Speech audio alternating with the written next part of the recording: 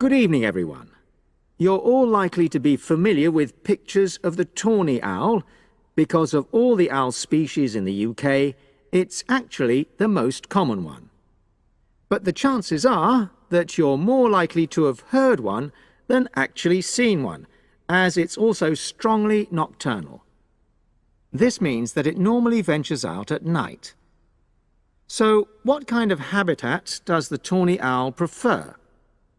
Well, a survey carried out in the 1980s confirmed that this owl is most likely to be found in woodland.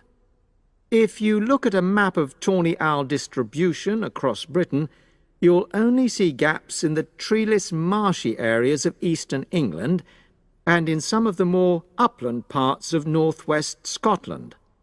However, you can sometimes find populations of tawny owls in urban areas too, either in parks or in large gardens. The tawny owl shows some obvious adaptations to its natural habitat. For example, both its wings and its tail are short, which helps it to maneuver through the trees. Also, the bird's plumage is a mixture of brown and grey, and this provides suitable camouflage for when the owl perches up against a tree trunk. Then there are its large eyes. The tawny owl's visual capacities are considerably better than those of humans, and although it can't see in complete darkness, it's sufficiently well equipped to be able to navigate its way around woodland on all but the most overcast nights. Another factor that contributes to the tawny owl's success as a hunter is its excellent memory of the layout of different areas.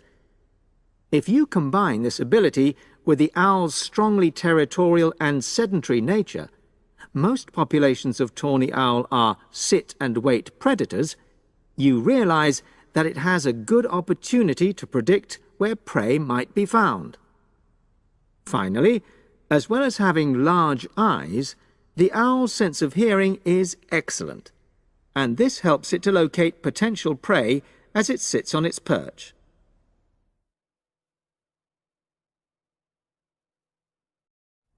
Turning now to the tawny owl's diet.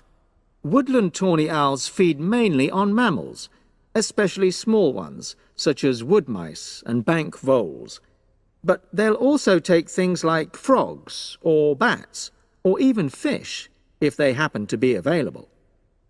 In urbanized landscapes, the owls seem to prey more on birds. So there are some differences there. Let's just look briefly now at survival rates in the tawny owl.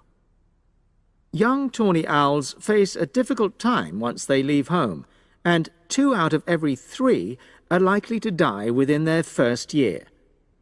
So, with such high mortality levels, it's a good job that established breeding pairs can produce young over a number of seasons and maximize their chances of passing their genes on to the next generation of owls.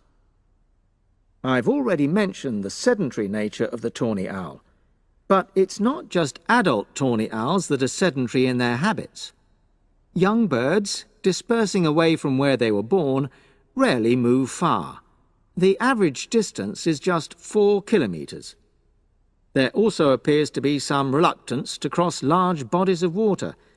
The owl is absent from many of the islands around our shores, with only occasional sightings in Ireland and the Isle of Wight off the south coast of England. Right, well, now I'll show you some photographs that have been taken in 1 or 2 of these